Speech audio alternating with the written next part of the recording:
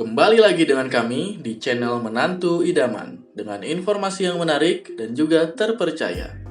Dalam video kali ini, kita akan membahas secara singkat apa itu sebenarnya komunisme dan bagaimana komunisme bisa berkembang luas di dunia.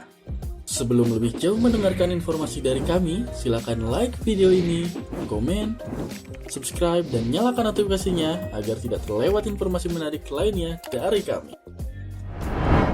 Apa itu komunisme? Komunisme adalah sistem politik dan ekonomi yang berupaya menciptakan masyarakat tanpa kelas, di mana alat-alat produksi utama seperti tambang dan pabrik dimiliki dan dikendalikan oleh publik. Tidak ada properti atau mata uang, tidak ada pemerintah atau swasta, dan kekayaan dibagi di antara warga negara secara setara atau sesuai dengan kebutuhan individu. Sebagai sistem politik, komunisme memiliki sistem politik yang sederhana, di mana semua negara komunis secara de facto adalah negara dengan satu partai. Namun, dalam praktiknya, mereka memiliki sistem politik yang rumit. Kerumitan yang dimaksud di sini karena adanya struktur ganda. Sebagai partai tunggal, partai komunis harus memainkan peran utama dalam sistem politik. Sementara negara bertanggung jawab untuk mengesahkan undang-undang dan mengimplementasikannya. Sayangnya, partai seringkali dalam praktiknya menduplikasi peran yang seharusnya menjadi tanggung jawab negara, yang mengakibatkan proses politik yang membingungkan dan buram. Sementara itu, dalam sistem ekonomi, komunisme sangat bertentangan dengan liberal kapitalis. Peran negara dalam ekonomi kapitalis sangat minim dan pasar dibiarkan berjalan dengan sendirinya. Sedangkan dalam komunisme, sistem perekonomian sepenuhnya dikuasai negara.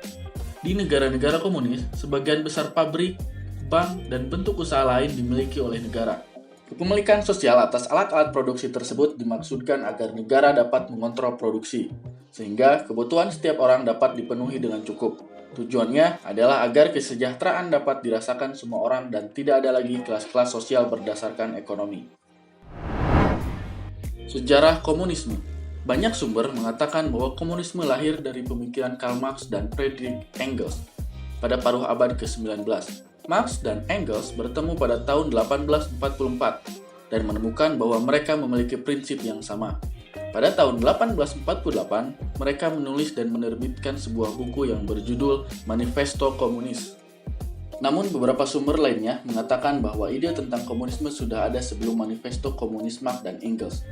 Masyarakat yang dapat dianggap komunis digambarkan sejak abad ke-4 sebelum Masehi, ketika Plato menulis Republik. Karya itu menggambarkan masyarakat yang ideal, di mana kelas pemerintahan mengabdikan dirinya untuk melayani kepentingan seluruh komunitas. Lalu pada abad ke-16, humanis Inggris Thomas More dalam karyanya Utopia pada tahun 1516 juga pernah menggambarkan tentang komunisme, yaitu masyarakat imajiner di mana uang dihapuskan dan orang-orang berbagi makanan, rumah, dan barang-barang lainnya secara umum. Namun, tentu saja pada saat itu istilah komunisme belum digunakan dan belum dikenali. Marx dan Engels yang kemudian menggunakan dan memperkenalkan istilah komunisme pertama kali. Komunisme secara luas diidentifikasikan oleh Marx dan Engels dalam karya mereka. Pemikiran Marx dan Engels tentang komunisme didorong oleh revolusi teknologi dan ekonomi, yaitu revolusi industri pada akhir abad ke-18 dan awal abad ke-19. Revolusi ini menghasilkan tatanan sistem ekonomi kapitalisme, di mana para pemilik alat produksi yang meraih keuntungan besar dalam produktivitas ekonomi dengan mengorbankan kelas pekerja yang semakin sengsara. Mereka ingin mengakhiri kapitalisme yang telah menciptakan sistem kelas sosial dan menyebabkan eksploitasi pekerja. Para pekerja yang dieksploitasi akan mengembangkan kesadaran kelas. Kemudian, akan ada proses mendasar dari konflik kelas yang akan diselesaikan melalui perjuangan revolusioner. Dalam konflik ini, kaum proletar akan bangkit melawan kaum borjuis dan membangun masyarakat komunis. Marx dan Engels menganggap kaum proletar sebagai individu-individu dengan kekuatan buruh, dan kaum borjuis adalah mereka yang memiliki alat-alat produksi dalam masyarakat kapitalis. Negara akan melewati fase manifesto komunis sering dianggap sebagai sosialisme, dan akhirnya menetap di masyarakat komunis murni. Dalam masyarakat komunis, semua kepemilikan pribadi akan dihapuskan, dan alat-alat produksi akan menjadi milik seluruh komunitas. Perkembangan komunisme menjadi ideologi yang berpengaruh secara luas. Tersebarnya ideologi komunisme secara luas pada abad ke-20 terjadi karena peran besar dari Vladimir Ilyich Lenin. Pada tahun 1917, Lenin memimpin Partai Bolshevik yang berideologi Marxisme merebut kekuasaan selama Revolusi Oktober Rusia dan menjadi pemerintah komunis pertama. Mereka mengubah nama mereka menjadi Partai Komunis dan mengirim cita-cita mereka ke semua partai sosialis Eropa. Mereka kemudian menasionalisasi semua properti publik serta menempatkan pabrik dan jalur kereta api di bawah kendali pemerintah. Setelah berhasil merebut kekuasaan di Rusia, paham komunis berusaha untuk disebarluaskan ke negara-negara lainnya. Pada tahun 1920, Bolshevik menyelenggarakan Kongres Bangsa-Bangsa Timur di kota Baku, Azerbaijan, dan dikenal sebagai Kongres Baku.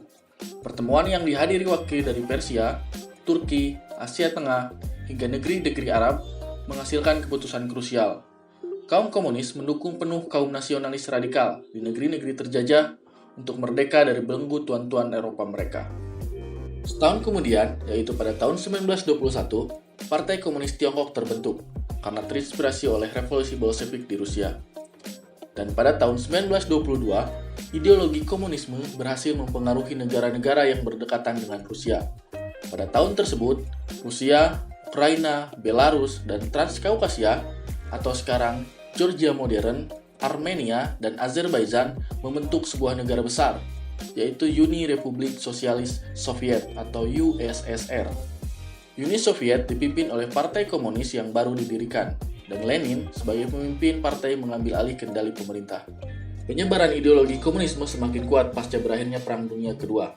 Setelah berakhirnya Perang Dunia Kedua, pihak USSR dan Amerika Serikat bersama sekutunya masing-masing mengklaim sebagai pemenang perang. Sejak saat itulah terjadi perpecahan kubu antara blok timur dan blok barat. Uni Soviet dengan komunismenya tidak sependapat dengan Amerika yang berideologi liberal kapitalis. Begitu pula sebaliknya, pertentangan dua ideologi ini kemudian dikenal dengan peristiwa Perang Dingin, di mana kedua negara besar saling berlomba, pengaruh, dan menyebarkan ideologi mereka masing-masing ke seluruh dunia. Dan pada tahun 1940 hingga tahun 1979, pemerintahan komunisme berhasil didirikan di berbagai puluhan negara di dunia. Komunisme pada masa kini. Pasca berakhirnya Perang Dingin dan runtuhnya Kekaisaran Besar Uni Soviet, ideologi komunis secara berangsur-angsur ditinggalkan banyak negara. Kini, negara yang masih menganut paham komunisme sangat sedikit jumlahnya jika dibandingkan pada masa Perang Dingin.